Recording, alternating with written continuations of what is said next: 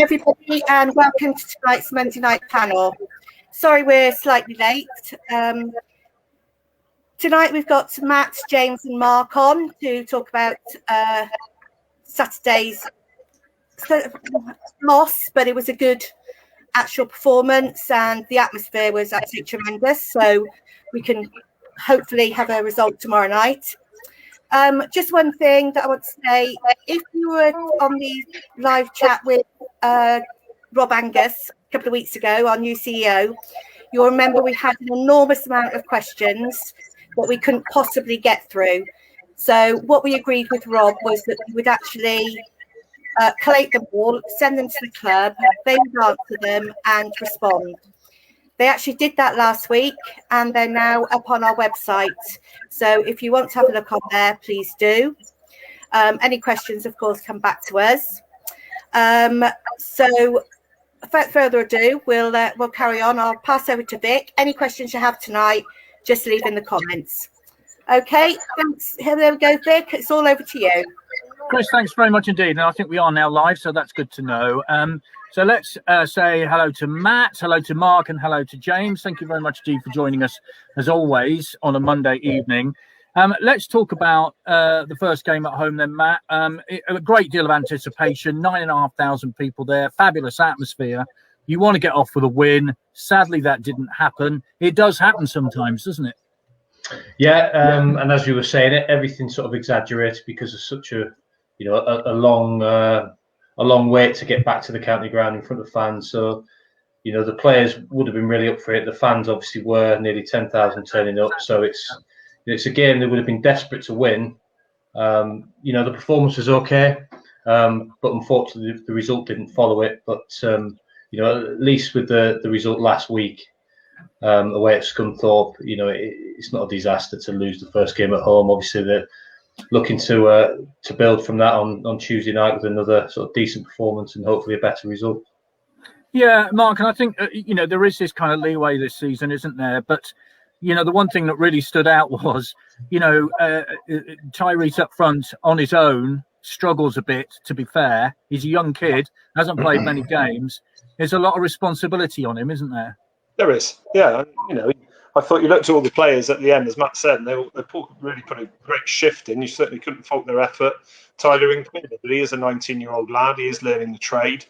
And you're mindful of 2 years ago in League Two, where we had the likes of Mr. Doyle and Mr. Yates, who banged in between them over 40 goals. And you look at some of the chances we created in the second half, playing towards the town then, and you're thinking that probably 2 or 3 of those may well have gone in and might have won the game 3 or 4-2. So I think, really, although the team has done fantastically, we are really lacking in the striker department, and we need to get 1, possibly 2 in as soon as possible.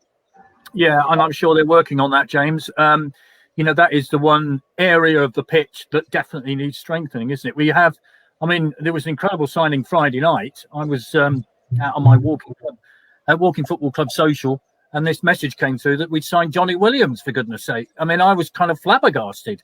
But we do need somebody up front, don't we? Yeah, the Johnny Williams signing kind of was a knock your socks off kind of signing, wasn't it, really? But yeah, I think ultimately you can see. I think everyone that was probably there on Saturday could see that that was probably the area we really need to focus on. And I think the manager's clear on that as well. But I guess it's like anything, isn't it? Strikers are always the people that obviously put the ball in the back of the net, and those are the people that are probably cost the most. And generally, most managers want a decent striker. And we definitely need some. Tyrese definitely needs some help in that direction because I don't think we can expect a 19-year-old to play every game anyway. Really, he's going to be probably his first opportunity to play regular football, and he'll need a little rest at various points, and we'll definitely need some help. So I think we need to focus on that area definitely. Yeah, this is from Rob. Good evening all. Shame we didn't get a result on Saturday in front of a carnival crowd. Played well enough, but from where we were 5 weeks ago, it was just great to be back. Thanks, GWR, for leaving us all stranded in Swindon. I'm not really sure what it's about, but Rob, thank you very much, Steve, for that comment. Matt Heywood, very good at catching flies. So quick, just saw that. Did you get it, by the way? I swatted it. I didn't catch it in between my fingers, Karate Kid style, though. How important is that first home win? Because we saw last year, I think it was 19 home defeats, which is pretty important in anybody's language. That first home win or point, how important is that? Are you asking me, Vic? Yes. Yeah. Well, it's massive. And I think just because in recent seasons, even in the recent successful seasons, not necessarily been great at home. You know, there's been a few years now where it's, you know, definitely been better away from home. You know, I think, like you mentioned there, I think from where we were 4 weeks ago, you know, to be in this position now with the amount of new players and everything, you know, the way the club's jumped forward in a positive light. If, say, you know, tomorrow night go and get a decent win, then I think that could really sort of get the ball rolling and kickstart the season. Yeah, definitely. Tranmere at home tomorrow night, of course. Mark, that you know, the style of play is very pleasing, isn't it? You know, the football is excellent. Do we, though, sometimes need to mix it up in League Two? Because I think Carlisle came with a game plan and it worked, didn't it? They had a big forward up front who caused all sorts of problems. They were very well organised at the back. They had a great shape and they were very difficult to break down. I think Tranmere will be very similar, Vic, to Carlisle on Saturday in the sense that they're a savvy and well-organised League Two team. And you also can't underestimate, I'm sure Matt will back this up, the importance of a pre-season, a proper pre-season. And clearly Carlisle, and I suspect Tranmere the same, will have had 6 to 8 weeks to get a shape organised, to get the team sorted out and to get players properly fit, and we haven't. So I wonder whether we might be seeing more of the same. We called for a reality check, didn't we, before the team was put together at the start of the season. And I don't think we can expect to win games even at home 2-3-0. You know, if we eke out something, get a first point on the board at home tomorrow, I don't think it's a disaster, and build on that, get the players fit, get the organisation, get the shape that Ben Garner clearly wants. And get a striker in, as I mentioned before. So I think we might have to, you know, stand still for a bit in order to move forward a little bit later on, if that doesn't sound too negative. No, I think it sounds perfectly fine, because I think what was going on after the Scunthorpe game, suddenly people started to get carried away, didn't they? And, you know, that you know, suddenly we're going to win the league. I mean, that we talked about this before, Matt, haven't we? The lack of a pre-season and how crucial it is for footballers to have that pre-season. Work on your shape, work on your system, all that kind of thing. Suddenly you've got a collection of footballers who come together 5 minutes before the start of the season, and you know, it doesn't do you a lot of good, does it? Yeah, well, I think the last time I was on, you know, a month ago, whatever, we literally had 5 contracted players. It was, you know, it was a struggle to get an 11 out, you know, to play some non-league teams. And yeah, there's, you know, a lot of players have come in. And everyone individually will be fit, but you don't know how much game time pre-season they've had, and certainly not enough minutes together. So it's all right bringing, you know, you bring 10 new players in, none of which have played together, and then you're sort of finding your feet and getting up and running within the first sort of 4 or 5 games of the season, which isn't ideal. So you're playing catch up, even though, you know, those lads will individually be fit. You know, no one's met each other until 2 weeks ago, so it's going to be tough. Yeah, absolutely. Right, James, lots of comments coming in regarding a certain subject.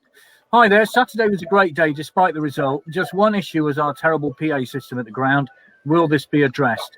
Malcolm says, Tannoy didn't work in the Don Rogers at all, or if it was very low. I'm sure the club are onto this. I didn't hear the half-time draw. Lots of comments coming. I'm trying to scroll down them at the same time, so bear with me. I didn't hear the half-time draw numbers either, though I was queuing a long time. Tannoy issues in the Don Rogers has been reported. The trains were cancelled one after the other. That's what Rod said. So let's get on to that then. Here we go with this Tannoy system. There was 2 issues really on Saturday. There was no Tannoy in the Don Rogers, and also, of course, the roll call. Many people didn't hear that. What's your comment on that? Yeah, I completely agree. I mean, one of the things we've agreed at the Trust to do is to ultimately try and summarise a lot of the feedback that fans have got on social media and that we hear when we're at the games. So we fed back the roll call piece and also the Tannoy issues, along with a number of other things as well that that we've seen highlighted and mentioned. And I think the Tannoy system, there's an individual, a fan actually, that's actually that knows the wiring and what have you of the Don Rogers, that has got a good idea of what the issue is. And apparently under a previous regime, he had highlighted what the issue was with the Tannoy system and the Don Rogers, that is offered to come in and speak to Rob and his team about that to try and help. I believe he's trying to get a session with Rob this week. But so I think that should be able to be kind of fairly easily resolved. But yeah, we have fed that back to the club, because I think, you know, they'd be on a slightly sticky situation with regards to the stadium certificate if the Tannoy system's not working. You know, so they need to get it fixed as a priority, really. So I'm pretty sure that will be sorted ASAP. And I think the roll call, again, we fed that one back as well as a number of other fans have, because I think you know, in previous years, generally that's done pretty much 5 or 10 minutes before kickoff. Usually the players are on the pitch.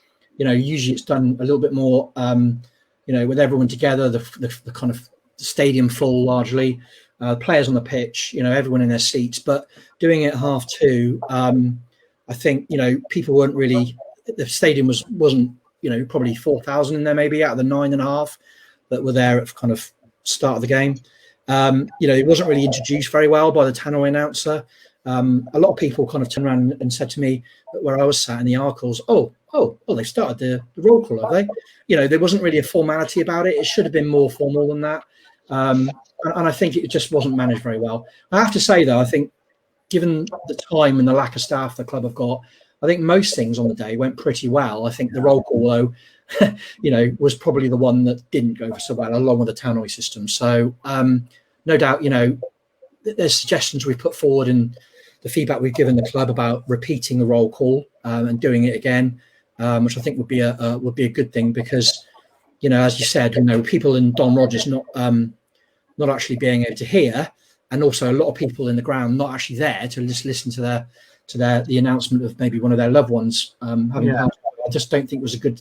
It wasn't great. So I'm hoping that they pick that up and do something with it. But certainly we fed it back anyway. Yeah, good. Because I think it is important if people have taken the trouble to. They want their people mentioned, quite rightly to show, and they want people to hear about them, so that's fine. You got to bear in mind as well, Vic, that there's 2 seasons worth there as well. Yeah, of course, absolutely. We didn't do one last year, so yeah. This is from Craig. People have been complaining on social media about the ticket office opening hours. Can we all just be a bit more patient?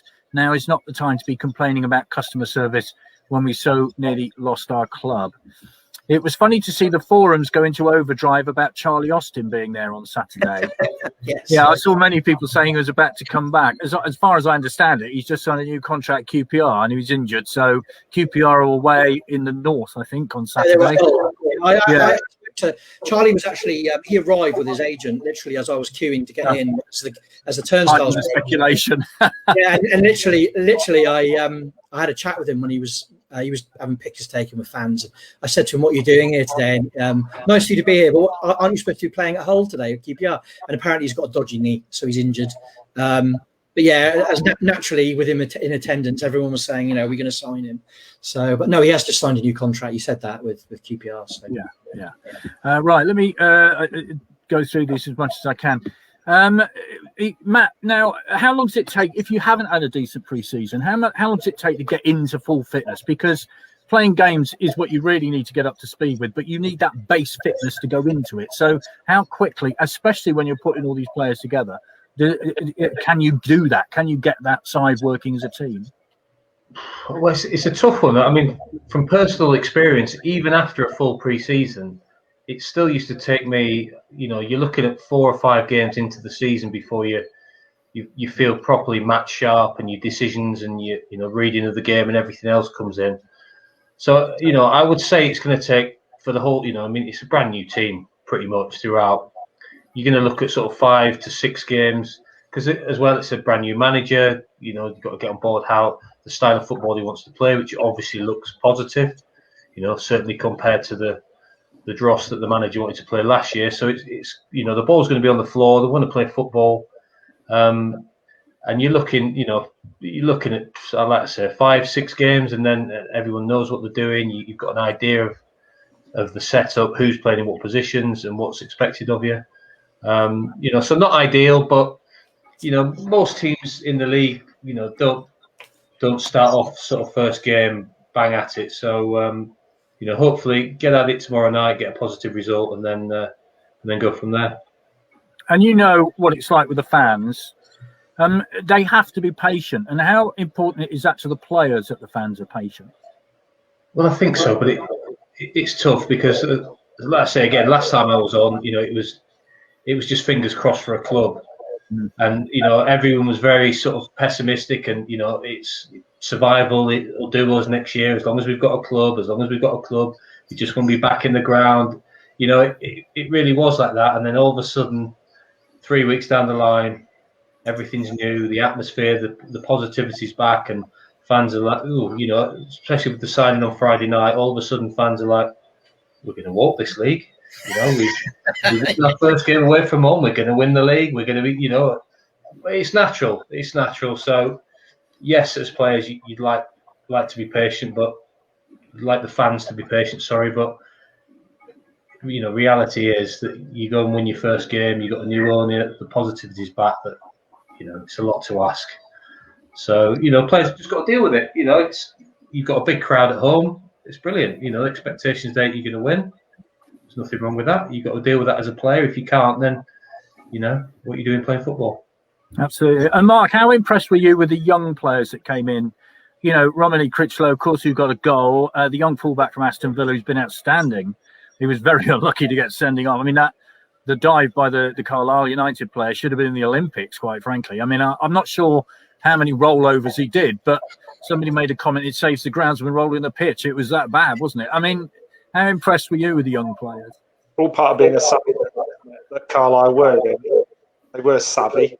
I was very impressed with Critchlow, even more impressed with the young right back, Hayden. I thought he was excellent. He looks a really talented player, doesn't he? And if Swindon Town can keep him for a whole season, that is quite a big if, I suspect. Then we're going to thrive on his services, because he really looked like a very talented footballer. And it was interesting to see his apology on Twitter.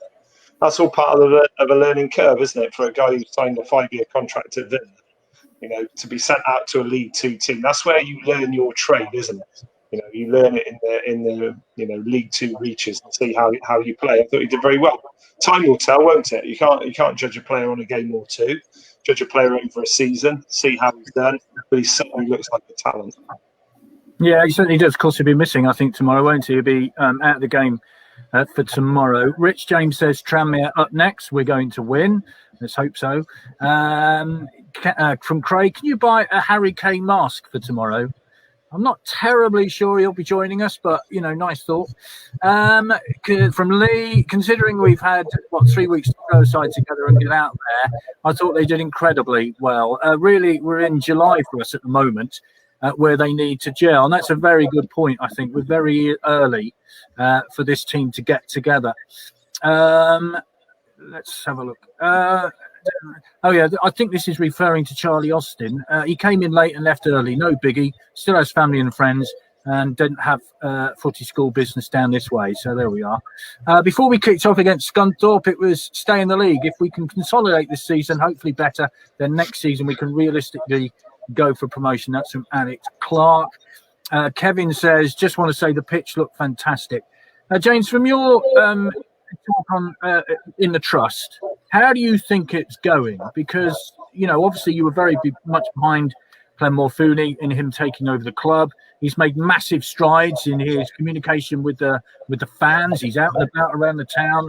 He's playing in the walking football tournament on Sunday, for goodness sake. I'm really looking forward to playing against him. So how do you think it's going? I think it's going really, really well. I think by all accounts, from the little bits of information that Rob's mentioned, Rob Angus, obviously the CEO, I think he's had a bit of an adjustment to Clem's pace, shall we say. He works at massive amounts of speed, and they're doing some pretty long days and weekend work, and he's apparently his enthusiasm for just getting stuff done and getting it done properly is huge, and I think all of the team behind the scenes are all pulling together in the same direction. They're all working together. I think, there's been some teething troubles about various things, ticketing and whatever. But I think generally, given the skeleton staff they've got, I think they've done a fabulous job. And I note today that the finance stuff for season tickets has gone on the website today, which, given our credit rating of the club, I think how Rob Angus has managed to get that, or the team have managed to get that in place, given our credit rating from under the previous regime, is amazing, because no provider wanted to touch us as a football club in terms of doing kind of the kind of credit option for season tickets. So again, that's another fabulous thing that they've managed to turn around in a huge amount, very, very quick period of time. So I think the engagement's been has been brilliant. I mean, I think he's done a good job, and I think they, I know they were asking for 10,000 on Saturday, but in all honesty, I thought we would be doing good to get kind of 8,500. So to get 9,500, I think they got to be pleased with that, especially given the fact that there's no credit option and some people are on holiday, kids being on school holidays and stuff. 9,500, exceptional crowd, really, really, really is. And I thought the atmosphere on the day was brilliant. So I think, when we've got to bear in mind, like we've already said, they're only a few weeks in. I mean, people forget Clem's only been here 3.5 weeks, 4 weeks maximum. So to do what they've done in that period of time, when you list all the things that they've done, starting with the manager, or the management team, CEO, backroom team, players, how many players they brought in, it's amazing, really. It really is. I think, all credit to them. So there's loads of things still to look at, and they still need to, a few things they need to kind of sort out. Obviously, we've already talked about the tannoy and various other things, but I think generally it's been very, very good. Very good. Yeah, it's from Tom. Tannoy keeps cutting out in the town end when the volume goes up. So that's another thing. I'm sure they'll look at a whole sound system. From Lee, no food in the town end. Doesn't really bother me. Our awesome chairman will sort it out. He's got so much to sort out ready for the mess that the last regime left us in. Matt, this is an interesting one. Oh, hang on. Right. It's from Stephen. Would the panel have chosen Conroy and Payne as captain and vice captain? Now, they were two players, Matt, who stuck around at the end of last season, and were in that little group of players who were there. And I think we've discussed before that leads to a bond, doesn't it, amongst that group of people. Conroy was captain, of course, last year. He's had terrible injury problems. To me, he's a Rolls-Royce footballer when he's fit. How important is it to choose the right captain and vice captain? And do you think they were the right choice? Well, I think so, because in reality, they've been there. They're already established at the club, and you bring in a lot of players in. Younger lads from elsewhere. You don't know how it's going to work out. At least with those two, you know what they're like as players. Both good footballers if they stay fit. But yeah, I think it's the right decision. It'd be nice to see Dion stay fit for the whole season. You can obviously see he's had problems with his knees, but you can see like the physicality of him now, the change. He's got big old strapping thighs on him. That's a lad that's spent a lot of time in the gym, doing his squats and his rehab. So fingers crossed he can stay fit. So the short answer is yes, I think it's the right decision. And hopefully it's one that works out. What does the captain do? I've always been intrigued by this. It's not just what they do on the pitch, is it? There are other roles within the club. Is that right? Yeah, I mean, there's all sort of things to organise. Usually, sort of come the weekend, you're looking after the tickets and finding out who needs tickets for family. If there are any problems, in the dressing room, just things with, I don't know, the lunch, the food, the travel arrangements, anything, players will go to the captain, who will then go into the manager to sort of have a meeting.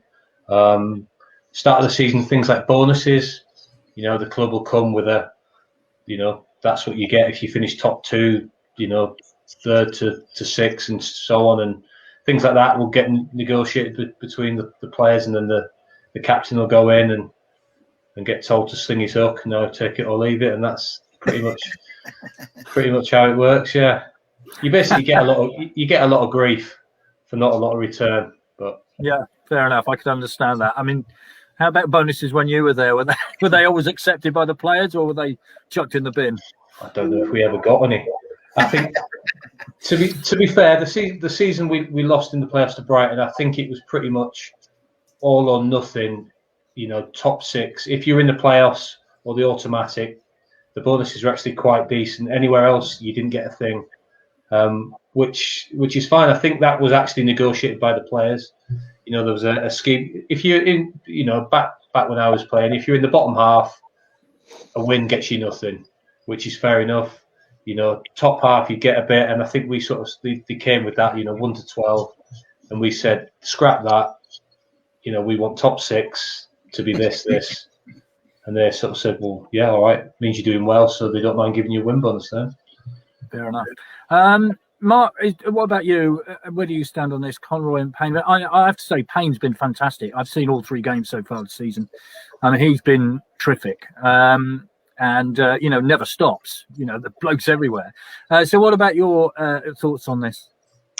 Yeah, I can see why Conroy and Payne aren't there. And what I'd like to do, Vic, is pay tribute to those players, that small group of players that stuck around at the beginning or end of last season, beginning of this, because they deserve enormous credit, don't they? They could all have walked. They weren't paid in June, as far as I understand. They could have walked, as some did. We won't mention those players who decided to leave us. But the likes of Bowdry and Conroy, Lydon Hunt, Leandro Payne, I don't ever think that Anthony Bright wanted to leave anyway. I think he was always looking around in the background. I just think they deserve enormous credit because you could argue that they kept Swindon Town going, really. Yep. Because what would have happened if we'd had no players? If they'd all decided to leave, which they could have done. And then where would we have been? So fair play to those players. You know, I slated them at times last season, but to have the season that they had, to have that horrendous management that they had last season, to have all the difficulties, I'm trying not to swear here, that they experienced last season, and to still be there fighting at the end of last season, beginning of this, I think those lads deserve enormous credit, regardless of Conroy and Payne, and great credit to them. They deserve it. They deserve to be captain and vice captain, respectively, if nothing else, for sticking around and showing some real grit and determination, and in Conroy and Payne's case, hopefully some leadership qualities as well. Yeah, I totally agree with you. I mean, you should also mention the staff who stuck around too, because that couldn't have been easy, could it? When you've got, you know, families to feed and stuff. So we should congratulate all of them.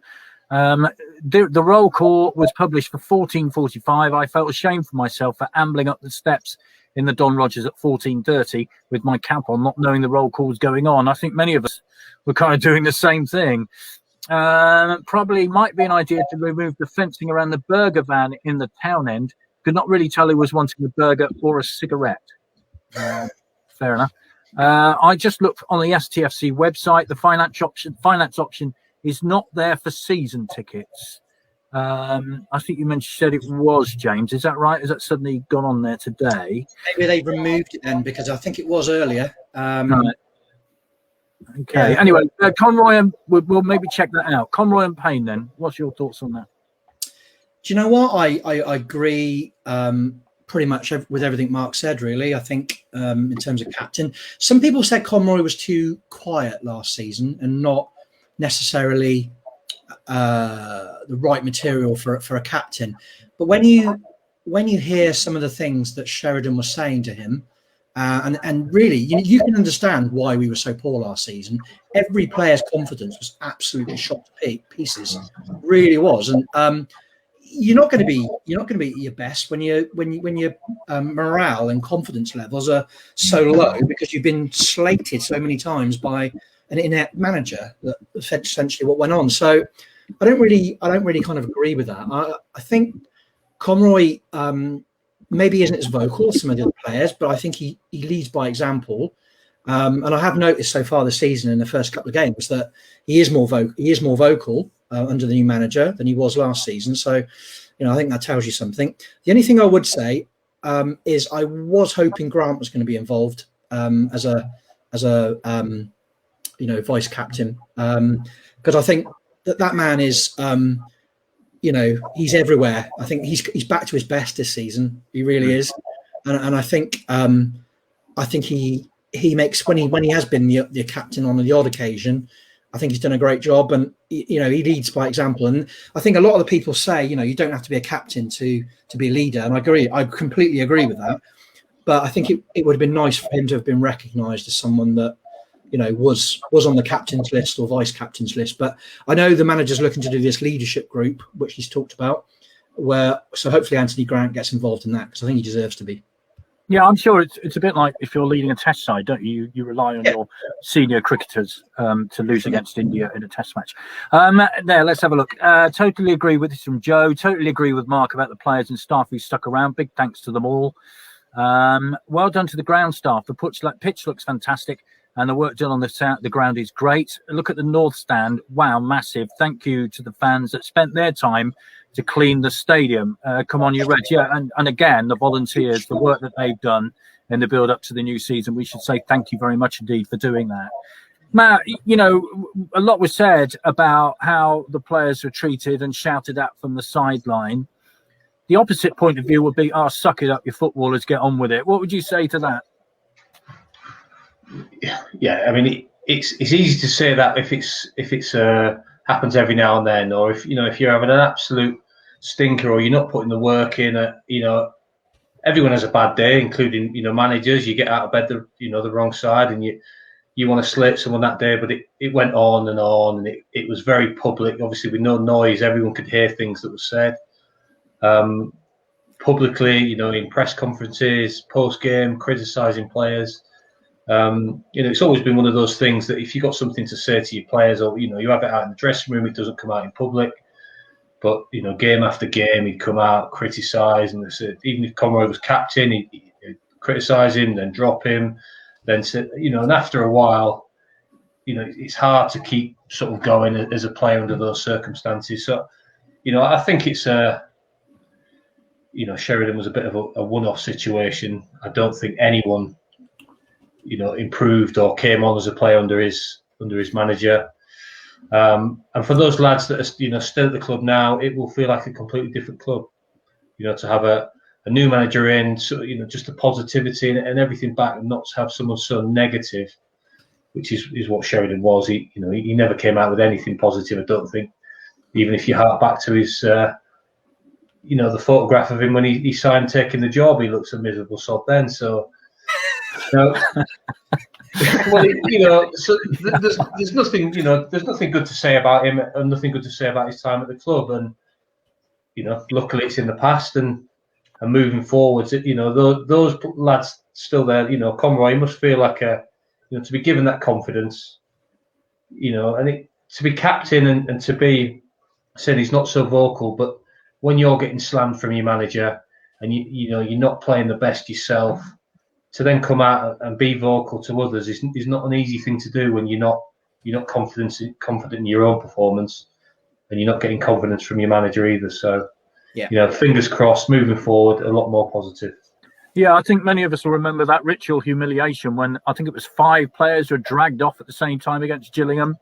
I mean, I think it was Broadbent, Conroy, and 3 others who I can't remember, but that must have been a very low point in a very horrible season. And I think it's always should be remembered that Conroy had terrible injuries, didn't really have a pre-season, then was forced to play 25, 26 games on the bounce whilst not fit. And no wonder his form dipped. I think that's fair to say, Matt, isn't it? I mean, it must be different. He'd come back from injury. You can't immediately be brilliant, can you? No, it's tough. And, again, last season, no fans in the ground. I know from personal experience, I would have hated that. I would have hated it, because you need that adrenaline. And it was, a shortened season. So you're knocking games out every Saturday, every midweek, which isn't easy to do, especially if you're someone that's, had injuries and suffers from niggles. It's not an easy thing to do. And then on top of that, the person you look to for support is the one that's giving you the knife in the back. So, I think that, we just move on from that, as a real negative experience and look to the future, I think. Absolutely. I think we've got one comment where, this is from Lee. If us fans were there last season, Sheridan wouldn't have lasted as long as he did. Very lucky. I think we've made that point before, Mark, haven't we? And Mike says Grant is fantastic, Swindon through and through. And he is exceptional, Mark, isn't he? I mean, you just look at Anthony Grant and you think, do you know what? He actually cares about the shirt. You know, there may be days when he has a stinker, not very often, I have to say, but last year he was playing through injury, and yet gave his all in every game. You just think that's all you can want from a player, isn't it? That's right. I think going back to last season, Matt was right. It was absolutely horrendous when you hear some of the things that had happened. And there was quite a lot of conjecture amongst fans about what we thought had happened. But then that was really confirmed by the likes of Paul Caddis, wasn't it, to hear that, you know, at the Rochdale game, I think the manager didn't actually turn up, or they didn't know they were playing until about 10 minutes from the start of the game, and somebody likened that to Sunday League. And I take umbrage at that, because I was a Sunday League manager. I would have never told players that they weren't playing with 10 minutes to go. It's absolutely pathetic. I said to people sitting around me on Saturday at Carlisle, it feels like last season it almost needs to be erased. You know, 2 seasons ago we were in League 2. We're now in League 2. Let's kind of forget last season and move on. And as far as Anthony Grant is concerned, yes, he does care about the shirt. And those are exactly the sorts of players we need. I don't know whether you chaps noticed that what happened after Kessler Hayden was sent off on Saturday, Grant was sent down the tunnel by the manager to look after him straight away. Now, that would suggest that he's going to be in the leadership group, and rightly so, because those are the sorts of senior pros you need when the muck and bullets are flying around in League 2. You need the young to be looked after by the old war horses like Grant, and perhaps his legs aren't quite what they used to be, but he'll be worth his weight in gold in terms of experience in the dressing room and in terms of his voice on the pitch. So yeah, fantastic to see him back, and he'll only grow into the season as he gets fitter and fitter, I'm sure. Yeah, there was also a moment when I think he had a word with the centre half and Romilly Critchlow, and just gave him a bit of advice. You know, that's so important, isn't it? He just said, why don't you do it like this or do it like that, you know, and that's fantastic. Sorry. Ben Garner already, the difference, you know, even in terms of as they come off the pitch, you know, being sort of congratulated for their performance rather than being ignored by Sheridan, you know, had his back turned to them most of the time. Those little things, you know, Matt will confirm, I'm sure, that, you know, you treat people with respect, you get it back. And that's the way it should be. Of course. Works like that in schools. I liken it to schools quite a lot, really. If I told kids all the time, that's what they believe. That's just life. It works like that in life. Whatever job you're in, whatever role, even within amongst your family or whatever, it doesn't, you know, that old adage, you know, you treat someone how you'd like to be treated. And that's the same in football. It's the same in school. It's the same in any job you do. You know, just be a nice person. People will be nice back to you. Simple as that. Totally agree. Jason says Dion last season was playing whilst carrying an injury that he needed an operation on. I think, you know, sometimes people forget that, you know, footballers aren't robots, are they? They, you know, sometimes they are carrying injuries. Sometimes, you know, things off the pitch are affecting them. Sometimes we don't think about that. And, you know, if you're getting grief as well, but as you quite rightly say, Mark, let's move on and draw a line under last season, because it was basically horrible. James, this is something a lot of people have asked. Is the Tranmere game an iFollow tomorrow? I bought what I thought was a pass this morning, only to find that my account is match not available. STFC tweeted to me that it's available, but not sure what's happening. I was under the impression that all midweek games are available to stream live this season in EFL Div 2. Can James add any clarification? Now, I might be wrong in this, but is it midweek away games that are available to stream, not home ones? James, do you know that? I don't, but I'm more than happy to ask the club and get some clarification on it. I know, obviously, they've gone back to on the Saturday that they're not going to be streaming at 3:00, which obviously they were doing during lockdown. I must admit, personally, I thought midweek games, whether it be home or away, were actually going to be streamed. So I'm surprised that, you know, obviously the club have said that they are, but I'm surprised that there's an issue there. So let me take that up with Rob and I'll find out. But I think, yeah, my understanding was that it was only Saturday 3:00 games that weren't supposed to be streamed. So if we were playing later in the evening, it would still be streamed on a Saturday. It's just a 3:00. Yeah, the games that aren't kicking off at the traditional time, I think that's pretty much it, isn't it? So my assumption was that the game tomorrow night was going to be streamed. Okay, not just commentary. All right, we'll investigate that one. Malcolm says, just don't forget that one game up the road. The rest, yes, forgotten. We'll never forget that one game up the road. Right. Well, yeah, Mark, Tony says, Mark, we had noticed that Grant had done that. An ambassador for the club with lots of experience. Notice Grant giving words of advice, says Craig, to both Wallacott and KKH against Scunthorpe. He seems to be enjoying this role. Jason says, hearing who's in the starting lineup over the tannoy is not the way to manage a football club.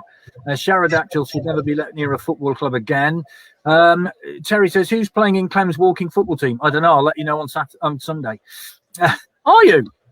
Are you playing in it, Mark? Nice. Wow. Okay. Right. Watch out.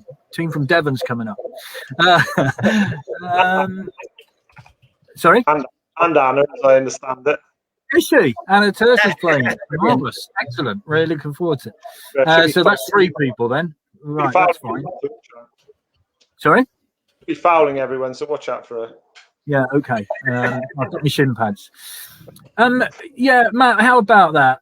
Hearing if you were playing, I mean, I've got to agree with Mark. Having played in the Sunday League, we all knew we was going to play at 10:30 on a Sunday morning. We didn't turn up and not know. How would you have dealt with that if you didn't know 10 minutes before kickoff?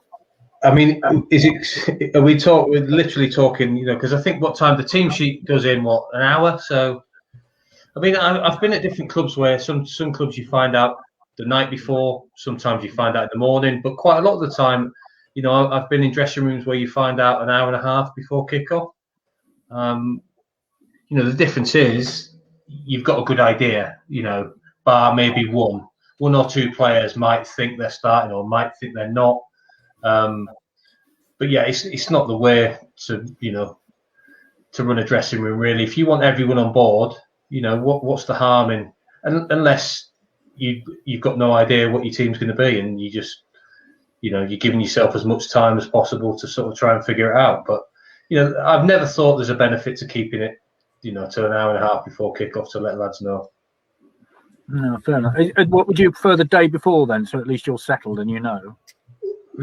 I mean, so for me, you know, defenders normally you sort of, unless you're injured or whatever, you sort of, you know, you're going to play or whatever. It's forwards a little bit different, but yeah, well, I mean, what harm is there in knowing, you know, on Friday when you're running through your team shape or you're in the hotel Friday night, knowing, you know, that you're going to play. You know, but they'll say, yeah, but if lads find out they're not playing, you know, as if what they're going to do, they're not going to go out and have 10 pints because they're not starting. It just doesn't work like that. It's just mentally getting yourself in the right frame of mind. And, you know, again, the response to that is, well, everyone should prepare as if they're playing, but, you know, it doesn't work like that. Certainly Friday night or, you know, in the morning, if you're away games, you know, you have your breakfast, you have your team meeting, you know, give yourselves as much time as possible to prepare. Okay, fair enough. Alistair says, my season ticket hasn't turned up. Went to the ticket office. Oh, sorry. I'm scrolling down these, so bear with me. I've made a bit of a mess of it, so just bear with me a moment. Old bloke and technology. My season ticket hasn't turned up. Went to the ticket office and they told me it has been sent, but no sign. This is very disappointing at this time, so trip to the ticket office again. Kerry says, we've had cards for years, and when renewing in 3 weeks ago, we were only offered the e-ticket. It's so easy to use on your phone, so no need for a hard copy or anything. If you go in a group, share the email. They can also have it on their phone for backup. Lots of things coming in on iFollow. It's for streaming abroad only. You can order the game on website already. So there's a lot of confusion about this, I think, James. I think it's fair enough to say that a lot of people are a bit confused about what you can and can't do. So we will try to get the definitive answer. That's fair to say, isn't it? Yeah, I've just checked a couple of things with, and it does appear that the clubs are allowed to stream midweek games on iFollow. And it does say on the club website that they will be streaming midweek games on iFollow. So if there is some confusion, then I will drop them a note later tonight and just say, can we provide some kind of update on the club website, just to kind of confirm what the situation is. But yeah. Sorry. I say it looks like from the communications that's currently there that it will be available tomorrow night. Okay, Tom says, I would have thought that iFollow streaming all games, whether it be a Saturday or midweek, would be an income to the club. as those that can't make games can still make a contribution for the cost. Oliver says, pretty poor atmosphere in the town end Saturday, I have to say. Very strange. Hopefully supporters will actually support in time of need. Mark, where were you sitting on Saturday? My usual seat then. In the Arc? In the Don Rogers, when I've been sitting. Don Rogers, yeah. And just sort of halfway up in line with the 18-yard area. I thought the atmosphere was very good. I mean, from where, there was the normal bit of banter between the town end and the south side. I think we outsang the town end, but that's a matter of opinion. And they'll have their own thing to say on that. But I thought the atmosphere was excellent. It's great. The town end is a shallow stand, isn't it? But it can half make some noise. And when they do, it really does motivate the players massively. And I think it was no coincidence that our second half performance was that much better because we were attacking the town end. That generally is the case, though, isn't it? I mean, I think kicking towards Matt. I mean, if you're kicking towards the Stratton Bank with nobody in it, and then you're kicking towards the town end, it makes a big difference, doesn't it? Yeah, it is great to have fans behind our goal. I suppose I'm coming from the defender's point of view. I'm back at the other end anyway, so it works the other way when you're defending that goal and you win a header or a tackle and the roar goes up for you. It's proper old-fashioned football, isn't it? Having a packed stand behind one end, and it does give you that buzz. Yeah, definitely.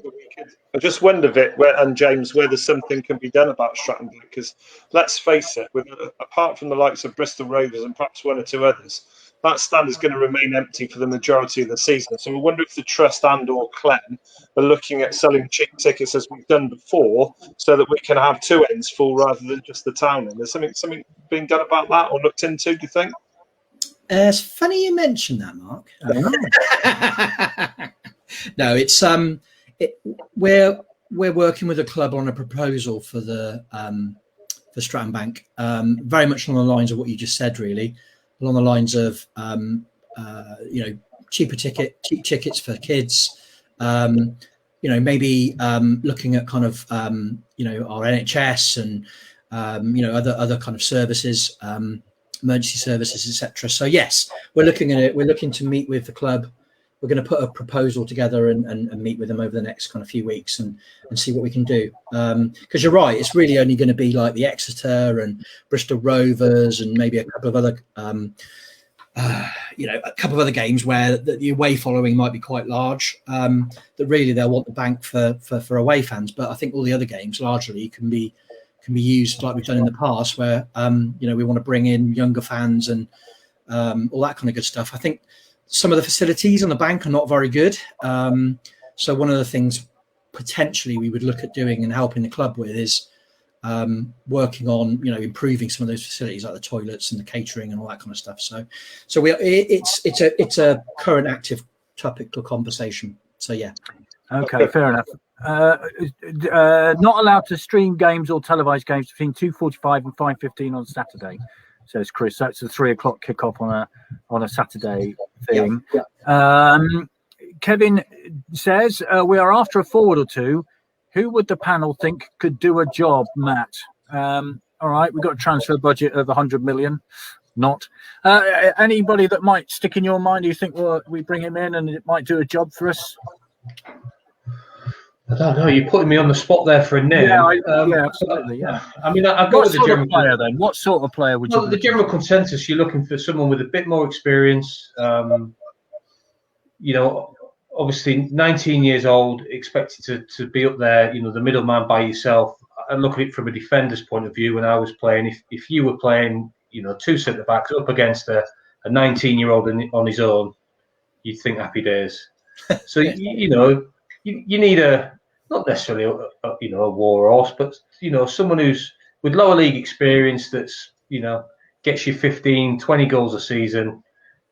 Obviously, not necessarily cheap, or there's going to be some sort of caveat behind that, injury prone, or sort of things like that. But definitely looking to get someone in there, probably late 20s.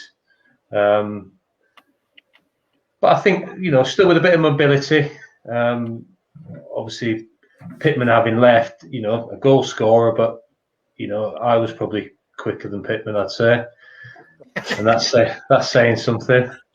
but yeah, someone with who's got a few hundred league games behind them, 15, 20 goals a season, and just to take that pressure off a young 19-year-old up there by himself. Am I right in saying something like Tommy Mooney?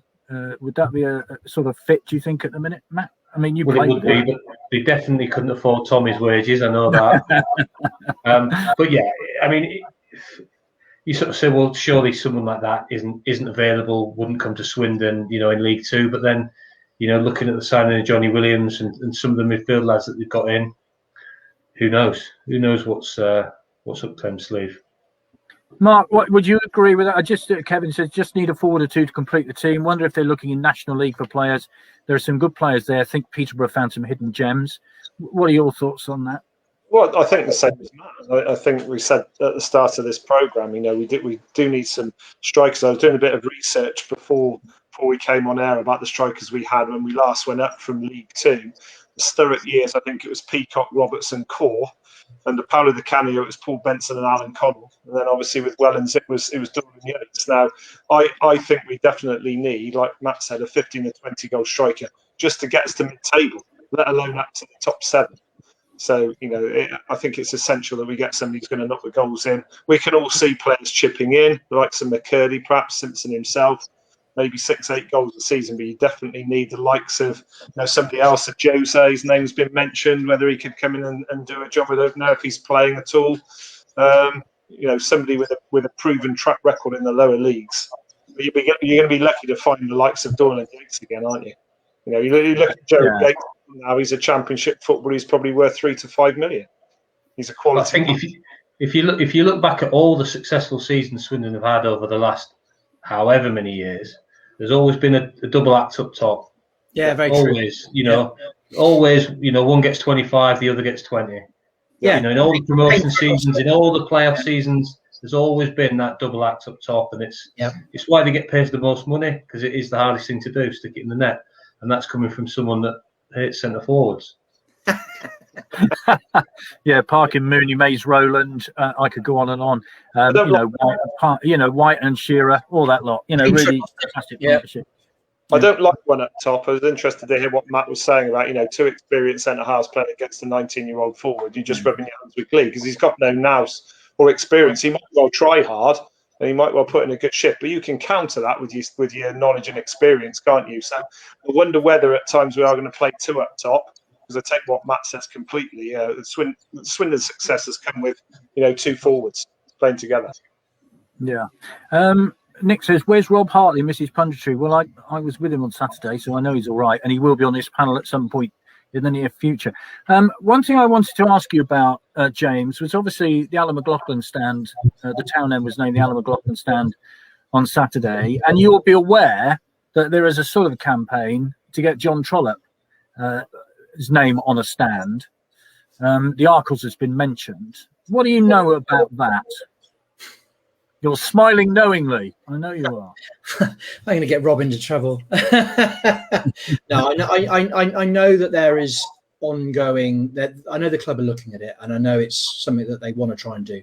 I don't know whereabouts it is, but in terms of all the other priorities, but I know that it's something that they are looking at, and I think the Arkles is probably. I don't think it takes someone with a science degree to work out that probably the Arkle stand is probably the only stand option we've got. So I think that will be being looked at, definitely. Yeah. Well, it's good to know. And can I also ask you about Xavier Austin? Now, I think the trust. Tell us what the trust situation is. This is Xavier Austin, who is soon to be vice chairman of the football club. I think he's going through the fit and proper test for directors at the moment. What is the position with the trust? Yeah, so Xavier Austin was obviously involved. He was a non-executive director under Lee Power at the club, and I think he was brought in by Lee Power to help with the stadium stuff and the training ground and a few other things. So, but yeah, ultimately, Clem and Xavier obviously become friends. Xavier helped Clem ultimately in purchasing the club and getting kind of ownership of the club. Clem is a very kind of he rewards loyalty in people, and obviously Clem, he's got hold of the club through some help from Xavier. So ultimately, Clem is looking to make Xavier a vice chairman of the club and also a director of the club. So in doing that, he needs to obviously submit to the EFL the fit and proper, which is obviously what Clem did in purchasing a club. So I believe they're looking to do that at the moment, as per Clem's kind of statement on it over, I think, on Friday night. So we have, as a trust, we've asked to speak to Xavier Austin, and we're going to look to kind of speak to him. We have said that we will, we're doing our own checking and due diligence on him, as we did with Clem when we first got introduced to him. And ultimately, obviously, the EFL will do their own checking on him as part of their fit and proper tests. I know there's some press from a number of years ago about some elements of not particularly great stories in terms of his background on social media and websites. But again, those things need to be validated. Is A, that it's the same person, and also B, what are the details on that? So we are doing our own due diligence, and also we will be meeting with him to discuss it. And obviously the EFL will be doing their own checks on him as part of the fit and proper. And you'd hope, obviously, if there were any elements that were concerning for the EFL, that they would obviously, that would be the result of the fit and proper test on him would be, would reflect that background if it is this individual.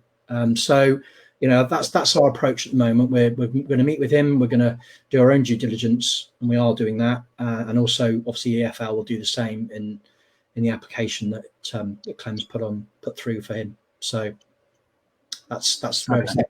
Yeah. Fair enough. Right. Alex says Zav's a really nice, decent bloke. Met him a few times now. So there we are. Thank you for that, Alex. Right. Just a quick prediction from you all then for tomorrow night, Matt. Tranmere Rovers at home. Obviously, a side will come here looking to get another win off the back of Carlisle at home. What would you expect tomorrow? I think it'll be tight. I think Tranmere haven't conceded yet in their 2 league games, if I'm right. So I think it will be tight. I'm going to go for a 1-0 Swindon win. Marvellous. Mark? Probably an improvement, but possibly not the win, 1 each. 1 each. James? Before Mark said it, I was going to go 1 each as well. I think. Well, you can say 1 each. It's all right. You can have that. Yeah, to be honest, I think obviously we're going to be missing one of our best players probably tomorrow, where we are, because obviously he got sent off on the weekend. But I think that 1-1 would be a decent result against Tranmere, because I don't think they'll be far from the top. I've got a lot of time for Mickey Mellon. I think his teams generally are pretty strong sides. They compete, and I think if we can get a draw, that will be a half decent result, I think. Yeah, lovely. Basically, the two fans are thinking negative, and the ex-players are thinking positive. Well, hey? Listen, Matt, you know more than we do. Let's put it like that. All I can say is if Matt's scoreline comes true, I'll be more than happy. We'll all be delighted. Rich James says 5-1 win, and Alex says a 2-1 win. So there we are, being positive. Right, thank you very much indeed, gentlemen. 1 or 2 things to say before I finish. The SAS travel office, by the way, is now located in the town end. Should you wish to book to go to away trips, such as Salford on Saturday, it'll be open from 6 p.m. tomorrow night. You can go there personally and ask to see if they've got spaces left for Salford.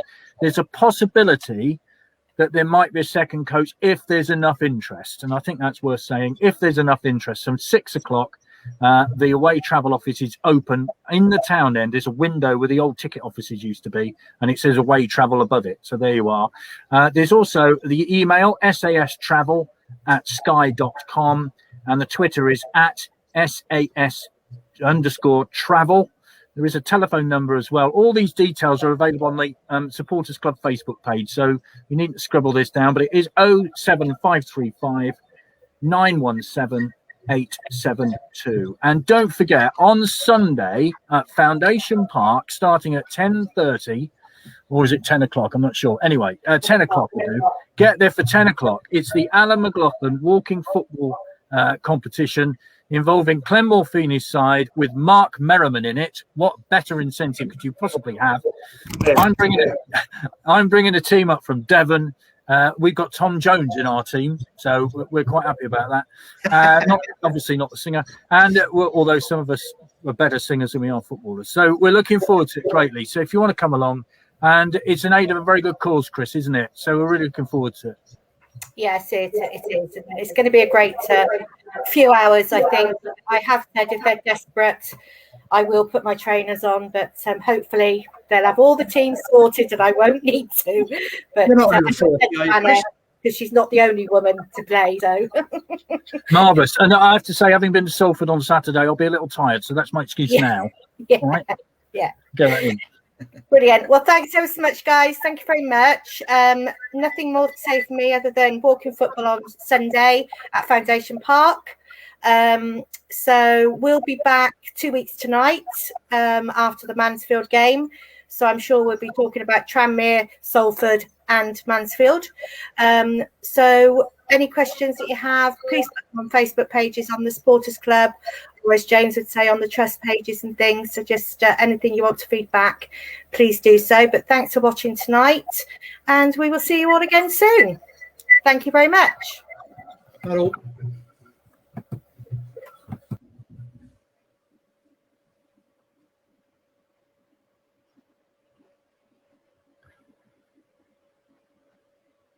That's a wrap.